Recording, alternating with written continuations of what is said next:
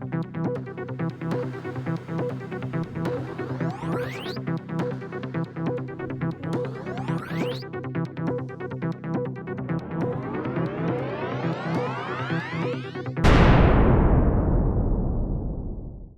back to the show, everyone. How are you? This episode will we will go back to our normally programmed. We talked a lot about neurodiversity in the last one when we were dishing inspirational memes, though. We sort of talked about that a bit. We did. We were good, but we let ourselves go off the rails a little bit, which was a little fun That's for right. us. Yeah. Yeah. But something that's come up, Dana, is this idea of, or kind of maybe resetting expectations. I know when people come to me and they have anxiety and depression, usually they have both. And I kind of look at anxiety and depression as two sides of the same coin in many ways. But we kind of quickly establish a realistic expectation of we are not going for zero symptoms. Yeah, exactly. So we wanted to talk about that today because what we understand and what I hear a lot of is that people wish that their therapists would have set that expectation from the beginning, because what they were going for and what they thought was, I'm going for zero symptoms. Like, oh, enlightened and totally adjusted and can handle anything. And I don't feel anxiety, especially I notice with autistic folks. And when I do tell them, it's just not realistic to ever get away from it completely, because your brain is always in popcorn mode and it's anxiety provoking and it's hard to be an alien and so on. I would think about my own therapy where I did that to myself a lot. And I've talked about this before, where I was also in a bodywork type of therapy. So we'd work on areas of my body that hurt and that kind of stuff. And I thought the target was to never have any pain anywhere, right? Whether it's emotional, or physical, or they're not separate. I mean, they're interrelated. And I realized at some point, wait a minute, that isn't going to be gone completely. And all I was doing to myself in comparing to others, thinking I'm not doing it right, was kind of reinforcing that sense of I'm not doing this the right way, right? Humans are hardwired to experience anxiety. It's what has brought us where we are. It's what's made us evolve so fast compared to other animals, and how we've completely overpopulated the earth. We're a successful species in that regard. Anxiety keeps us safe. It makes us vigilant to harm. There's all kinds of purposes that anxiety serves. But in modern day society, we wake up and we're anxious, and we don't, our life isn't in danger in that particular moment. Maybe we don't understand why we're still anxious, especially nowadays with all this information that we get hit with. And if you're neurodivergent, you are going to be some degree of anxious all the time. And then you mentioned depression can be the other side of the coin. Depending on how your psyche is organized, depression may come along with that. People talk about feeling depressed if they have a shutdown, or feeling shame, and those kinds of things can feel like depression.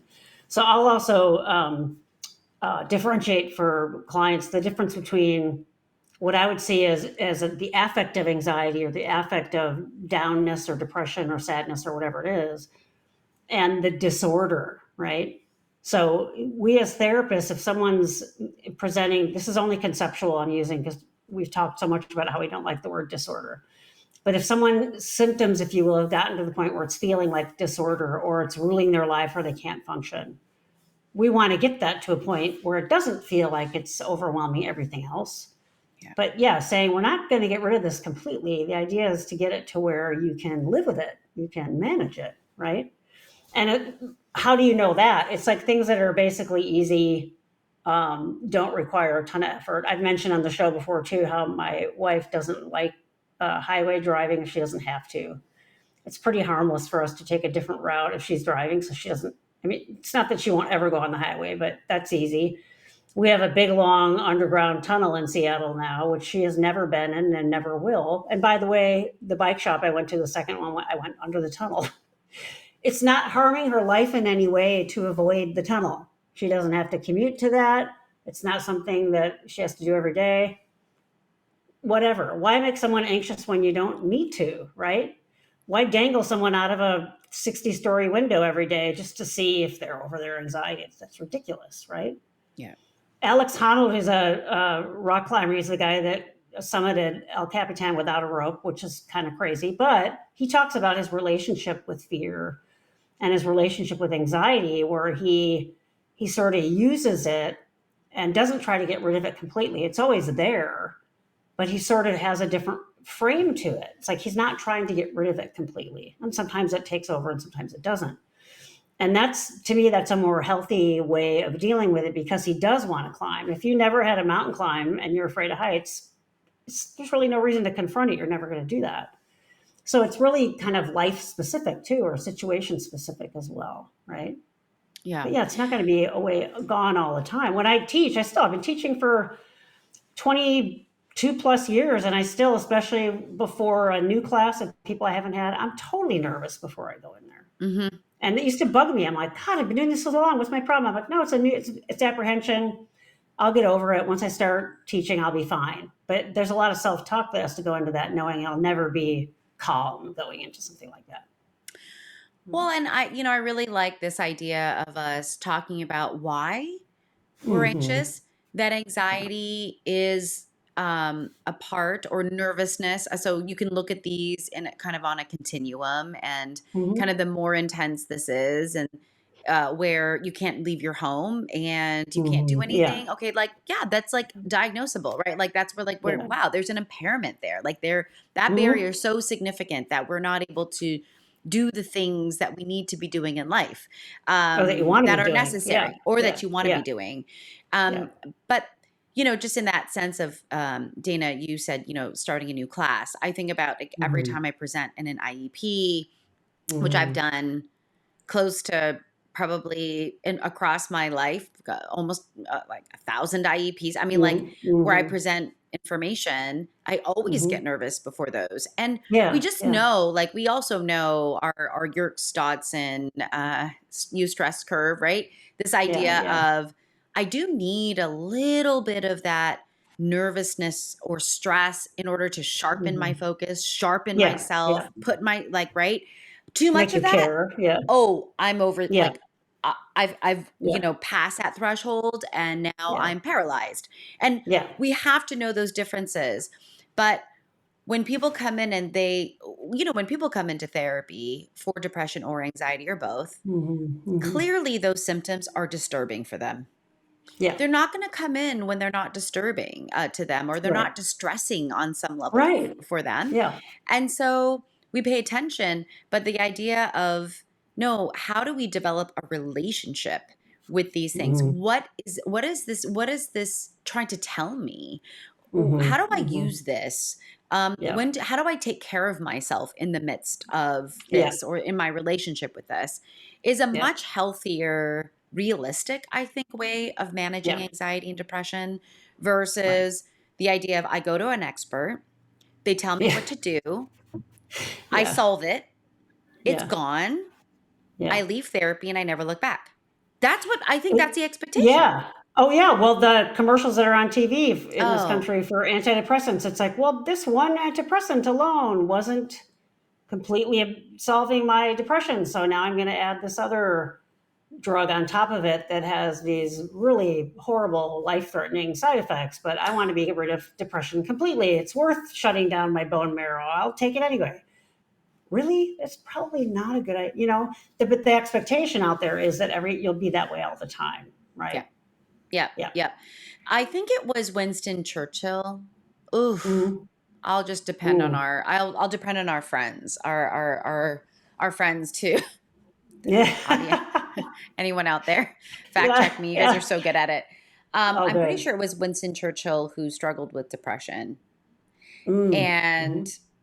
um, really identified his depression as a black dog who was his companion, Yeah. Yeah. Yep. and Yep. really kind of thought about depression as his companion, that Yeah. sometimes they needed a walk, Yeah. needed to be tamed sometimes. also was, gave him information and was quite comforting at times. Like, and that Yeah. was like such an interesting, like when I read that, I thought, wow, like that's really someone who's, um, thought about their depression in a way that makes Yeah. sense as a frame for themselves. That's their relationship with depression. But for us to Yeah. feel overcome by and paralyzed by grief or sadness, these types of things for long periods of time, Mm-hmm. to be kind of racked with self-doubt for long periods of time, to be Mm-hmm. Mm-hmm. feel powerless and hopeless for long, like Yeah. that can be a human experience that, Yeah. you Yeah. know, we want to understand, but that's going to ebb and flow throughout our life. And so, Yeah, you you talk know, about that. What came up in my mind with the dog reference was there's something called internal family systems. mhm, One of the people I follow on TikTok, when I learned this in my therapy, it was not that your dissociative identity disorder, but what are the aspects of you so you personify them, right? The first one that came to me, I named Sarah, but ended up renaming her what she really was, which was abandoned. And this sense of who is she? What does she feel? And at first I thought I was supposed to, like, again, cure her, like, oh, don't feel sad and not understood. But it was like, no, that person's there to personify that aspect of me when I feel that way, right? And then, so this person I follow on TikTok, her name is Lisa, has done these, she's apparently doing this work in her own therapy, and she's doing videos of this. And if you're interested in seeing, it's just a wonderful depiction of it. When a million years ago when I was in therapy, I did drawings and wrote things they'd say and so on. So she'll do these parts she's playing, and she'll sort of edit the video. So she'll have one part of her with like the hat backwards, and another part of her that talks a different way. And she calls it Party of Five, because you do see how these interrelate with each other. And that's a great thing to do with depression or anxiety. The other thing that was coming through my mind is the Inside Out movie. They do such a good job. And then the Pooh Bear series is, all of those characters are like affect states. We need yes, Eeyore in there. We need totally obsessive rabbit. We need totally fearful piglet. We need, maybe Pooh Bear would be the straight white rich guy because he never seems to be worried about anything. All those sort of aspects of self, instead of jettisoning them or saying, I don't like those, I have to get rid of it completely, have a relationship with them, make them a black dog or a yeah, person or whatever it is for you. I've had clients be really creative over the years in this. Some have had colors that are those things. Some have had, other things that can represent that. But then you've got it like personified, and you form a relationship with it rather than trying to just get rid of it. Once I realized I shouldn't try to get rid of that little abandoned girl of mine, I formed a relationship with her. It was really hard. It was really painful. But she brought a lot of things to me that I was able to work out that she had experienced that I'd kind of forgotten about, right? So those kinds of things are great to have. So you're out somewhere in public and you're anxious, imagine that part of you sitting next to you with his arm around you, and just a little bit that can help you move through that situation with an aspect of yourself that'll always be there. It's just a matter of how often and how big and how loud and so on those parts are. and Dana, personifying that little girl, right, for you Mm-hmm, who mm-hmm, felt mm-hmm. abandoned. Yeah. You can't go abandon the part of you that's been abandoned. I know, right? Like That's why I that's named not her right, Abandoned. I'm like, right. that's more. That's not going to work. Yeah. Like, and Yeah. we see that, right? We see that, Yeah. and this is not dissociative identity. I hear Mm-hmm. people Right. saying this all the time. Oh, Yeah. now it's dissociative identity. Just no, No, AKA no, no. multiple personality, what we used to call Yeah. multiple personality. Yeah. Yeah. Um, but no, it's like this personifying or objectifying in a way parts of yourself that are difficult. Help you observe them. Like it Yeah. helps you Yeah. maintain them and observe them outside of you so you're not completely overcome, Right. overwhelmed. I call like the starfish on the face, where it's like Oh, just like yeah. on Yeah. your face, you can't Yeah. see anything, kind of thing. You know, Right. but to be able to Yeah. just get a little bit of distance so you can observe it and then nurture it is like Yeah. so lovely, in the Yeah. work as Yeah. well. But that, I think for those of you out there, that are listening and might be struggling and feeling like things are feeling really hard and Mm-hmm. challenging, it's like yes, you can Mhm. absolutely get support, and Mhm. that building a different relationship with that so that you're not going Mhm. to a zero is Yeah. going to do you a lot of good Yeah. Yeah. because Exactly. especially like I feel like a lot of my clients, a lot of my autistic clients are can be kind of all or nothing, Mm-hmm. right? Yeah. I Um, don't know anything about that at all. so it's like either I have it or I don't. Mm-hmm. And so part of that is like, how Mm. can we redefine Yeah. what where we're right, and whether it's okay if you had to choose a number, and this is hard because open-ended questions like this are not Yeah. always the friendliest kind of question. Yeah. But like if we could get to a livable place, a Yeah. Yeah. livable percentage, what would that be? And it was so funny because Exactly. I get the uh maybe 18.345%. Oh, Like great, nice. Nice. Yeah. great Yeah. if Yeah. that's what it Yep. is. But that idea of like let's reserve a little bit of that Yeah. because Exactly. we Yeah. still need a little bit of that. That Yep. it gives us information, right? Yeah. So it's just not being overcome by it, but still Yeah, having like it when in your life. if I was in that place and then I had someone I work with briefly, thank God, but one of our favorite things to say when people were getting energetic about something was breathe. And I wanted Oh, to punch her in the face. I wanted to punch her in the face because it's so like, well, what you're giving the message of you're supposed to be like this Zen, not anxious anytime, and now you're coming into my space and telling me I'm doing it wrong. Maybe breathing makes it worse for me. You don't know, right? So that sense of self exploration, what are those parts for you? That's you can get ideas from other people, but have them be what yours are because they're unique to you. And then you learn more about yourself. Information is key. The more you know about yourself, the better. Then they're not just running in the background and muck and doing whatever. You're more empowered that way as well. Yeah. hmm. Mhm. Give it, make it tangible. Yeah. Yeah. A lot of times when these things are floating around in your mind and Hmm. they're pervasive, right? Yeah. They're smoky. I don't know if did you ever watch Lost, Dana? No, no. I know the Okay. premise though. Yeah. Okay, so there was this smoke monster. I don't know if that's what they called it. I called it a smoke monster.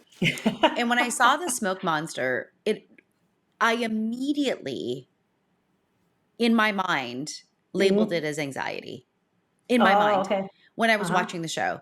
And it was just this smoky thing that if any Mhm. of it touched you, like but it pervades into all the crevices Yeah, and it gets all in it's there. Yeah. formless and Yeah. it's like ominous and nasty and you know what I mean? And I Yeah. don't know why, but in my mind I was like, that's what anxiety would look like. And for me, Yeah. that's what Ah, for anxiety you. would look like Yeah. for Yeah. me. Yeah. And so but it's really helpful to be like, wait, what's talking right now? Oh, this is Mhm. anxiety Mhm. talking. It's not Yeah, me. exactly. It's Yeah. anxiety That's talking. And it. I think that's really Yeah. helpful, even with people with OCD, Oh, yeah. Yeah. right? That have these thoughts that are like, Mhm. okay, that's OCD. Like that's Yeah. OCD. Let's take a moment from it. Like get a Yeah. little bit of Yeah. distance from it, right? Yeah. So anyway, well, Because it's all too big otherwise if you can parse it into parts. Virginia Satir, by the way, is the one that really created this idea. If you're interested in reading that, internal family systems, it might give you some good ideas how to do mhm. it. Or Google it. There's probably a ton of stuff out on the Yeah, internet as well. yeah. Yeah. Yeah, Yeah. absolutely. All right, everyone. Well, if you would like to share how you might personify Yeah. things, that could be really Hmm. interesting. I've shared my Cool. smoke monster, black Yeah. Yeah. dog, these types of things. Yep. If you feel comfortable, obviously don't do it if you're not comfortable with it. But Yeah. Yeah. all right, everyone, take care of yourself. Be good to you and be good to others. And we will catch you in the next episode. Bye. Bye.